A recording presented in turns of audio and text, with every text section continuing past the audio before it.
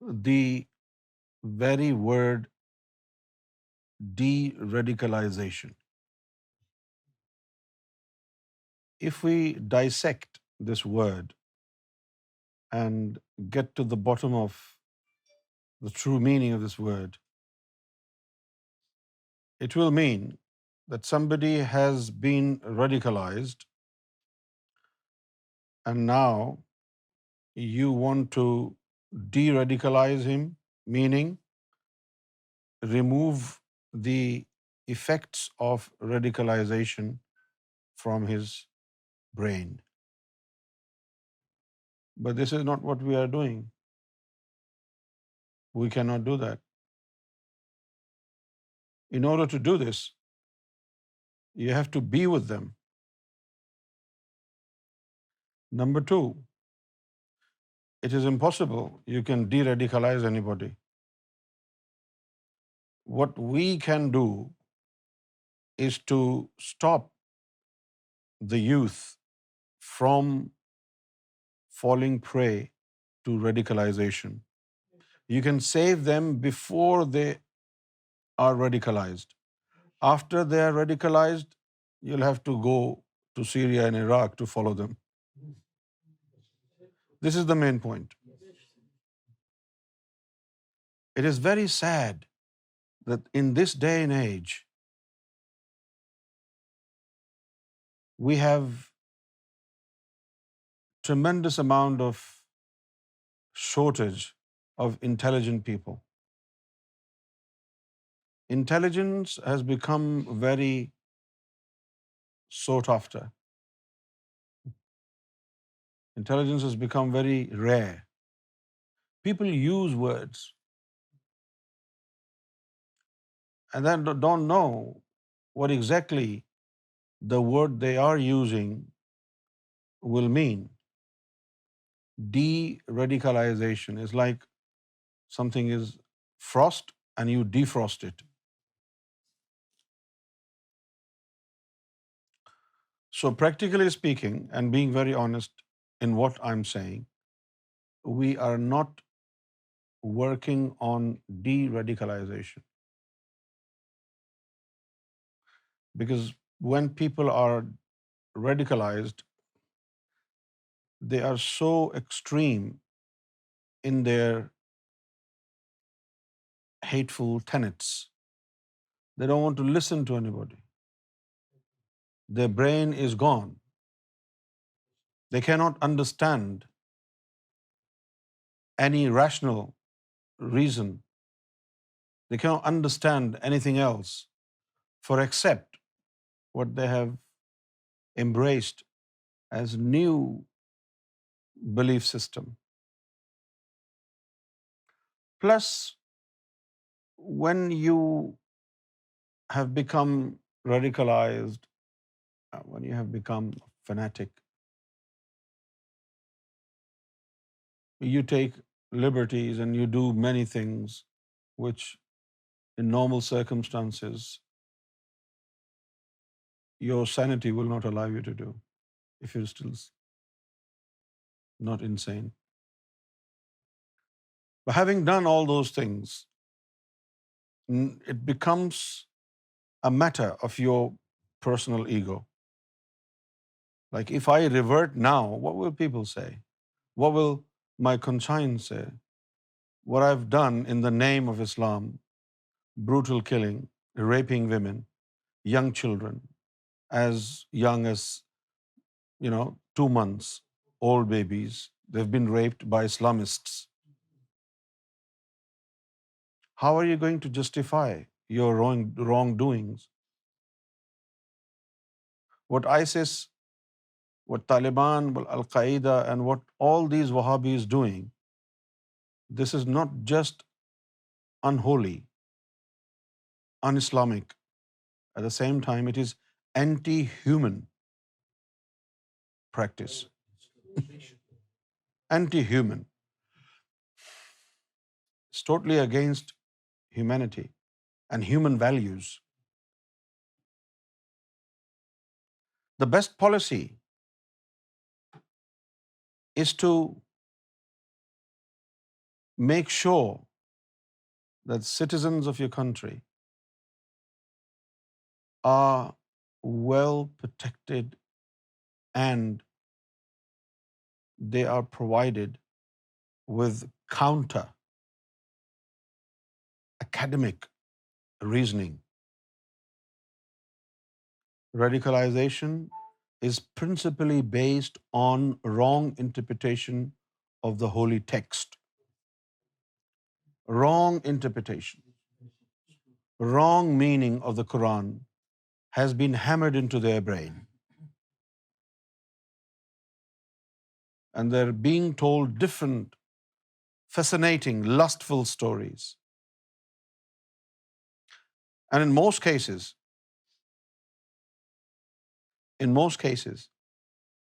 it's not the servitude to God or even the desire of obtaining paradise. In most cases, it is an outburst of carnal desires, and more people are joining ISIS, Al-Qaeda, and Taliban in order to quench their lustful thirst. No matter how many times will I have to say in future as well, I'll continue to say Islam does not promote violence. Islam does not support terrorism. It is the people who have been lured into wrong interpretation. And I must tell you, once somebody has been radicalized, you must keep a distance now from them. You cannot de-radicalize them. Majid Nawaz is one case out of million. When he was in Egypt in jail and he was contemplating upon Islam, and then he realized, for whatever reason, it was his own cognitive, experience, his own contemplation, his own conscience was speaking to him. Because he had a lot of time in the jail. Remember, I have said it many times in these conferences, that when you're alone, your inside talks to you. You get to ponder on many points that in normal life you simply ignore, or you don't, concede their value. But when you're alone, you have all the time in life. Just for one day, if you're locked up in a police lockup and you're there alone, there's nothing. You can't see outside. There's no mobile phone, no iPhone, no gadgets, just alone. In front of your face is the commode without the lid. And you sit there 24 hours a day, just 24 hours. It will transform your life. When you're alone, I don't know how, but you get to listen to yourself. Many people, when they were jailed and they had to spend few years in the jail, they became authors. People wrote books in imprisonment. But not everybody else is Majid Nawaz. Majid Nawaz is a guy who was, he is pre-Taliban, pre-ISIS recruit. I mean, at that time, they were not that bad. What these Islamists are doing today, it was not with the same intensity of brutality in those times. He was member of that Al-Khilafah movement, and they were in Egypt, and then he was jailed and he was in Egypt, and then in the jail he was contemplating about Islam, whether or not what he's doing is justified by Islamic principles, and he found out that he was given wrong interpretation of the Quran. Now, look at these individuals like Majid Nawaz and others. I have their books. I monitor them. I sent him a message, and I watch his interviews. As a government-funded organization. But what are they doing? I mean, what does he know about radicalization? I hear him. He's very famous. CNN invites him for interviews, Fox News, CBS. They all invite him because it's been funded by the government, it's backed by the government. But in reality, if I ask him, do you know what interpretation of the Quran is? Do you know what Islam is even today? No. When people put questions to him, he doesn't know how to go about it. You have to know every minute detail of the subject that you're speaking on. If you don't know that, you're just making fool out of people, receiving heavy checks, money. What you're doing is not based on sincerity. You're doing it for a purpose, and that purpose is money. And how many radical people does he have a list that he has deradicalized them? No. And when he said, after these 1440 years, Islam now needs reforms. If you say that, it simply means you don't know Islam. Because in Islam, there is a system of renewal of the religion. And reformers have been sent in order to do that renewal within the religion. And every 100 years there is a great mujaddid, a renewer, a reformer. If you're saying now, after 1400 years, Islam needs reforms, it simply means you're not aware of the renewal system in Islam, the reformation system in Islam. There has to be a mujaddid, grand mujaddid, after every 100 years. And Imam Mahdi is the greatest of all mujaddideen.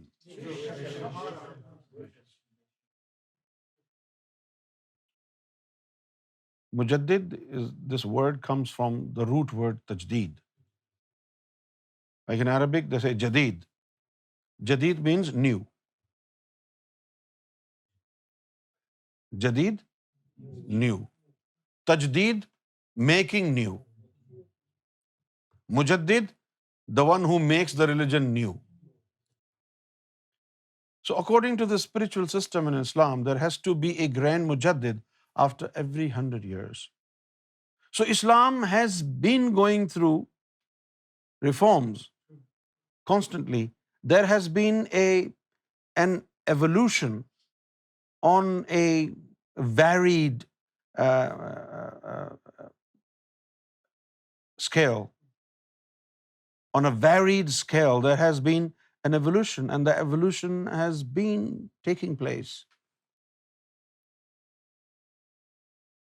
What we know is only one Mujaddid al-Afsani, after 1,000 years. But what I'm going to say now is different. He said Islam needs reforms. But I say Islam has gone so bad, no reforms can put it back on track.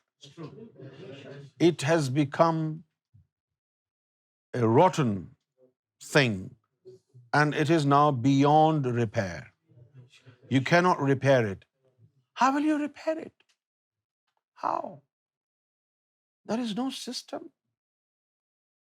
It is the spiritual knowledge that repairs the religion, that repairs the man. Oh, progeny of Adam, there is a lump of flesh in your body.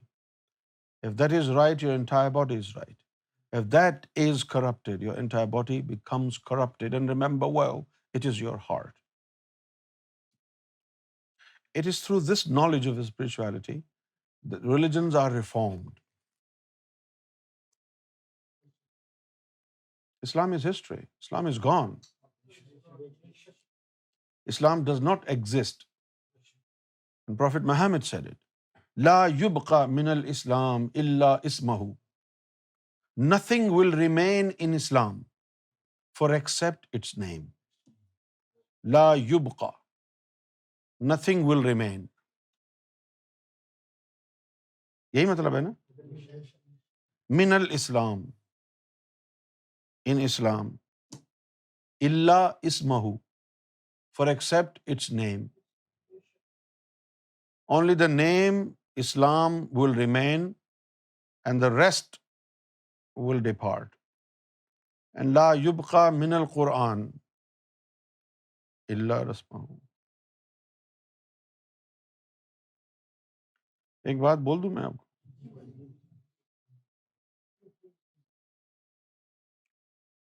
ذرا غور سے سنیں، بہت غور سے۔ اچھا اب یہ ٹیکنیکل بات ہے، کیا ہے یہ ایک میرے اس لفظ کے اوپر غور کر کے رکھنا ہے پوری گفتگو کے دوران، 2-4 جملے سے زیادہ نہیں ہوگی گفتگو، ٹیکنیکل بات ہے یہ۔ جو کلام الہی اترا حضور کے سینہ اطہر پر، وہ ہے مصحف۔ کیا ہے؟ وہ کیا ہے؟ مصحف۔ کتابی صورت میں تھا نہیں اس وقت، کتابی صورت میں تھا نہیں اس وقت، تو جتنا کچھ لوگوں کے سامنے بیان ہوا تھا وہ لوگ زبانی کلامی پڑھتے تھے۔ تو یہ جو زبانی کلامی پڑھا جانا ہے، اس عمل کو قرآن کہتے ہیں۔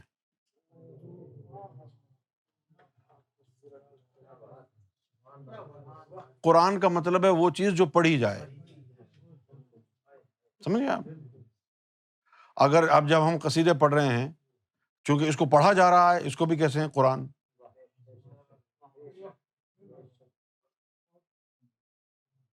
اب ہمارے پاکستانی انڈین مسلمان تو لکیر کے فقیر ہیں، انہوں نے سن لیا جی یہ قرآن ہے، ٹھیک ہے جی، کیا مطلب؟ تبھی تو نکلا ہے قرآ۔ قرآ کا مطلب ہے پڑھنے والے۔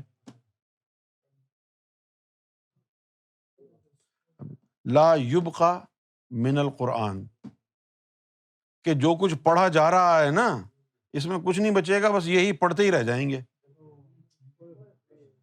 رسمہ، جو پڑھا جا رہا ہے اس کا نور چھن جائے گا، اور یہ جو پڑھا جا رہا ہے یہ رسم رہ جائے گی۔ اگر کتاب کی طرف اشارہ ہو تو پھر دیکھیں آپ، لا یبقى من القرآن الا رسمہ، کہ قرآن میں کچھ نہیں بچے گا سوائے اس کی رسم کے۔ قرآن کی رسم کیا ہے؟ اس کتاب کی کیا رسم ہے؟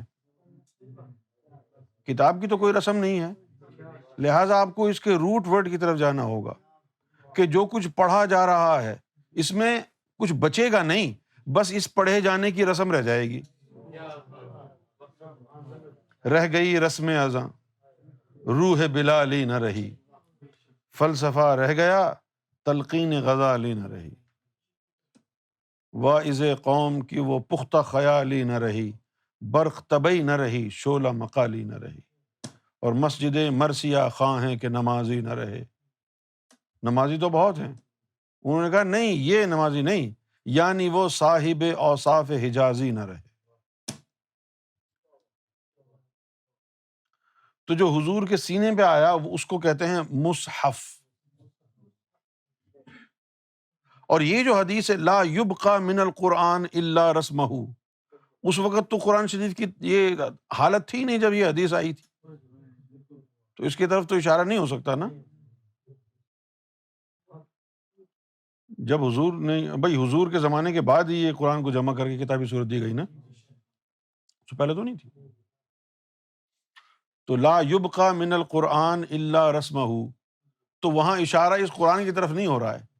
یہ جو قرآن کی آیتیں جو کچھ وہاں پر جو لوگ زبانی کلامی جو پڑھتے تھے، کیونکہ اورل تھا، یہ کتابی صورت جو ہے اللہ کو اور اللہ کے رسول کو منظور نہیں تھی، اگر ہوتی تو حکم ہوتا۔ جس طرح انگلینڈ کا جو لا ہے، کانسٹیٹیوشن ہے، وہ لکھا ہوا نہیں ہے کہیں، اورل ہے، زبانی کلامی۔ اسی طرح قرآن کو بھی اسی طرح رکھا گیا تھا، اورل، کہ اس کو پڑھتے رہیں۔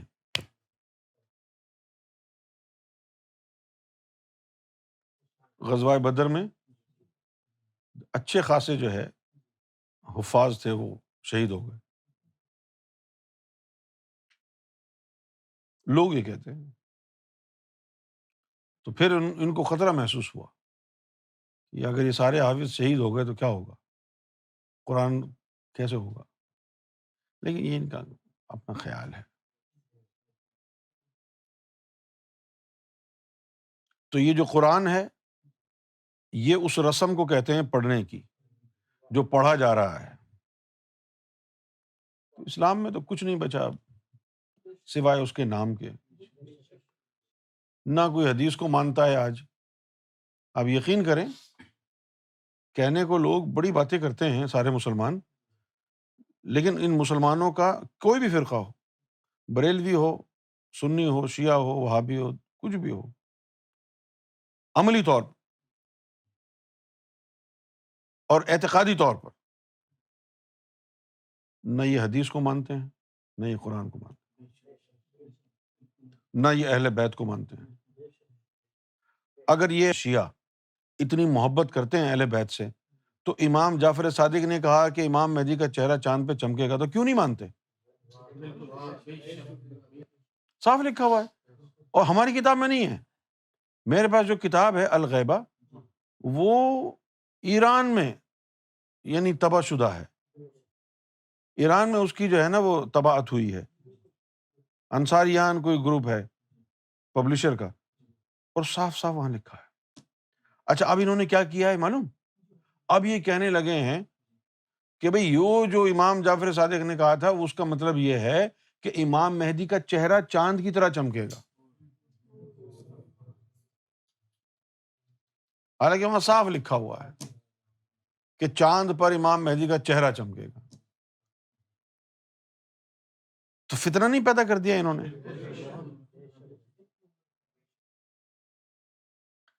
اور پھر بات یہ ہے کہ حضور صلی اللہ علیہ وسلم نے فرمایا کہ ایک زمانہ آئے گا میری امت پر کہ اس وقت جو ہے قرآن لوگوں کے حلق سے نیچے نہیں اترے گا، عبادتیں بہت کرتے ہوں گے لیکن ان کے دل ایمان سے خالی ہوں گے، مسجدیں بڑی شاندار بنی ہوں گی لیکن ہدایت سے خالی ہوں گی۔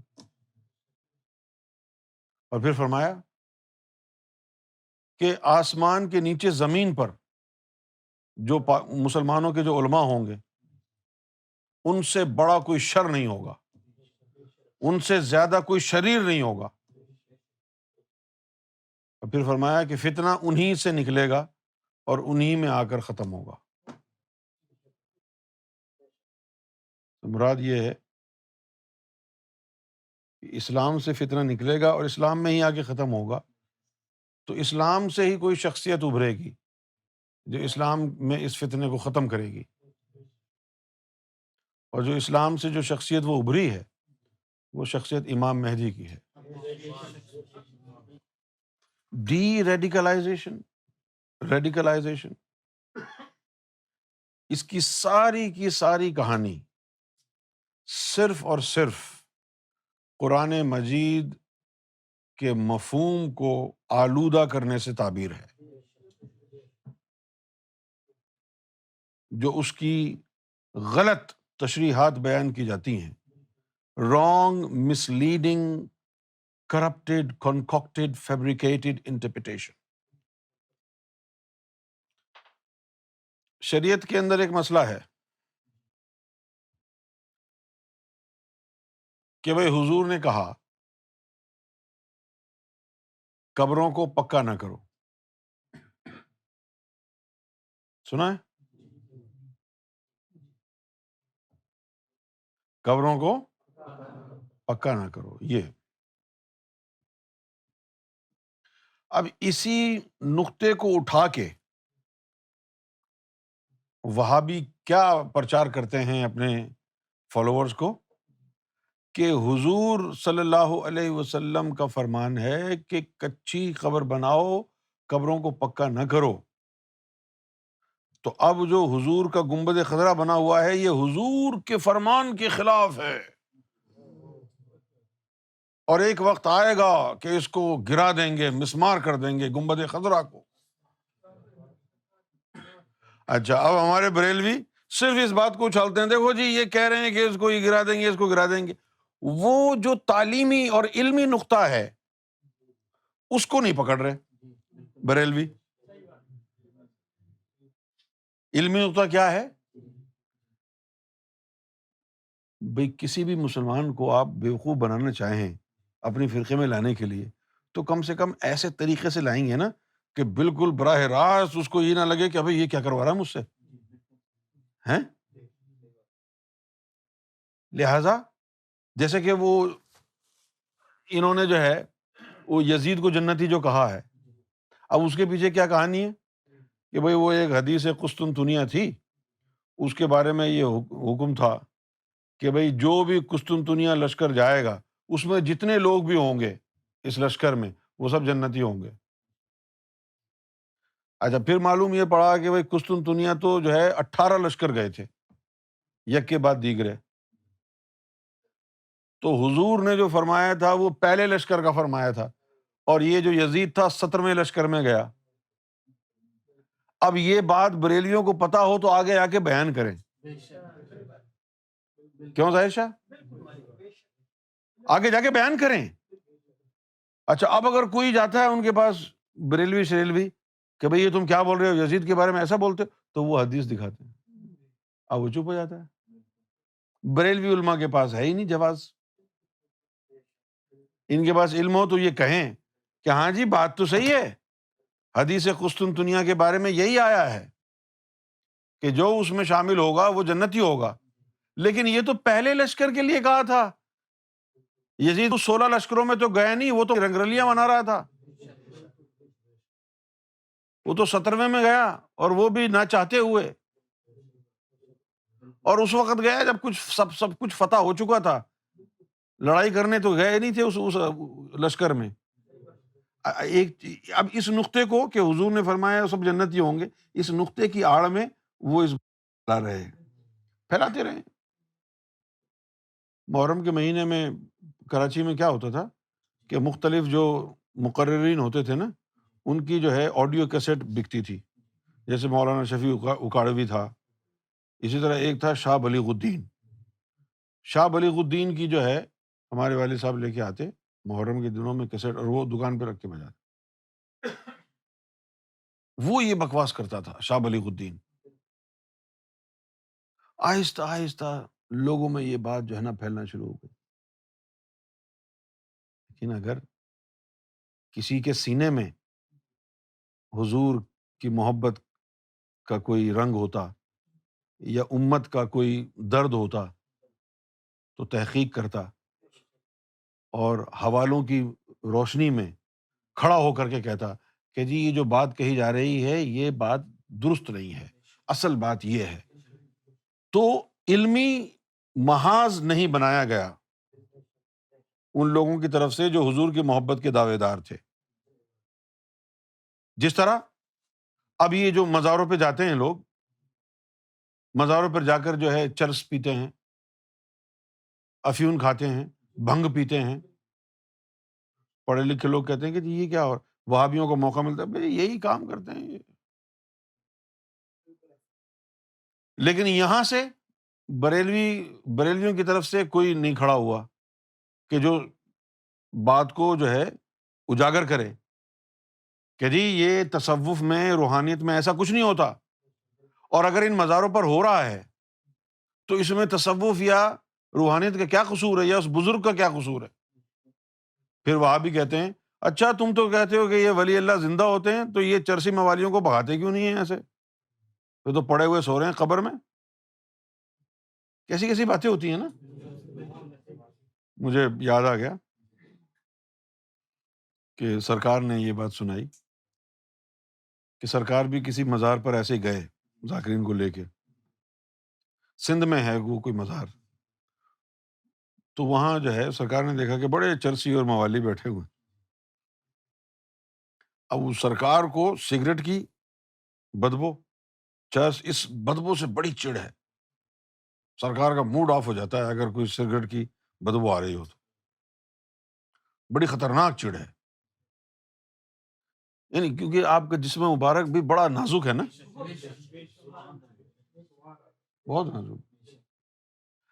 تو سرکار نے فرمایا کہ جب مزار پہ گیا تو بدبو آئی تو مجھے بڑا برا لگا، تو وہ اہل مزار جو تھے میں نے ان کو جو ہے کہا کہ تم ان کو بھگاتے نہیں ہو، تم نے بٹھا رکھا ہے یہاں پر ان سب کو۔ تو سرکار فرماتے ہیں کہ انہوں نے یہ کہا کہ اگر ہم ان کو یہاں سے بھگا دیں گے تو یہ شہر میں جائیں گے، معاشرے کو خراب کریں گے، اس لیے ہم نے گوارا کیا ہوا ہے کہ چلو سارا گند ہم لے لیتے ہیں۔ کتنی خوبصورت بات ہو گئی ہے، لیکن کوئی بتانے والا ہو، یہ تو سرکار بتا رہے ہیں، اور سرکار ہی بتا رہے ہیں بس، پتنی ان بزرگوں کو بھی سرکار نہیں کہا ہوگا کہ ایسا کہہ دو۔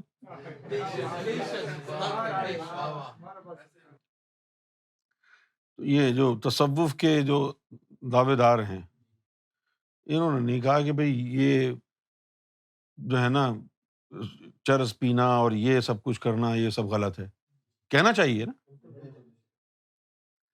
یا جو لوگ اپنے آپ کو ولی کہتے ہیں ان کو کھڑے ہو کے کہنا، لیکن وہ جتنے بھی اپنے آپ کو ولی کہنے والے ہیں وہ ولی تو ہیں ہی نہیں،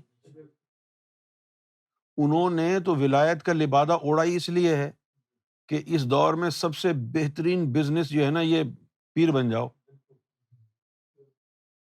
پیسہ بھی خوب، اچھی سے اچھی لڑکیاں آئیں گی ان پہ بھی ہاتھ پھیریں گے، سمجھے، کام دھندا کرنے کی بھی ضرورت نہیں، معاشرے میں عزت بھی بڑی ہوگی، یہی کر رہے ہیں سارے جعلی پیر، ان کا تو یہی حال ہے۔ تو اب ان کو کیا ضرورت ہے کہ کھڑے ہو کر کہیں کہ یہ غلط ہے، یہ غلط ہے تو پھر ایک غلط کام یہ کیسے کریں گے خود؟ لہٰذا جو اصل اسلام ہے وہ بدنام ہی ہوتا گیا، روحانیت والا اسلام، تصوف والا اسلام، سمجھ گئے؟ اور رہ گئی بات کہ بھئی مرشد کے پاؤں چومنا، قدم بوسی کرنا، ہاتھ چومنا، یہ کیوں کرتے ہیں لوگ؟ تو یہ تمام چیزیں تو احادیث سے ثابت ہیں، حضور پاک صلی اللہ علیہ وسلم اپنی بیٹی کے ہاتھ چومتے تھے جا کے، لوگ حضور صلی اللہ علیہ وسلم کی قدم بوسی بھی کرتے تھے، سرکار نے فرمایا کہ یہ محبین کا طریقہ ہے، مرشد کے ہاتھ چومنا یا پاؤں دبانا یا پاؤں میں گر جانا، قدم بوسی کرنا، یہ شریعت کے حساب سے بالکل غلط نہیں ہے، کہاں غلط ہے؟ لیکن کوئی بولنے والا ہی نہیں۔ جب تک محمد رسول اللہ کی محبت کا عنصر مسلمانوں کی ایمان کا حصہ رہا، یہ لوگ بہکے نہیں، گناہگار ہو گئے، درندے نہیں بنے، اور جب حضور صلی اللہ علیہ وسلم کی عظمت کو بھی جھٹلا دیا انہوں نے تو پھر یہ درندے بن گئے، درندہ صفت انسان ہو گئے۔ اور آج کے دور میں تو روحانیت ناپید ہو گئی، حالانکہ سرکار نے اتنی روحانیت عام کر دی ہے لیکن انہوں نے اپنے لیے دروازے بند کر لیے ہیں۔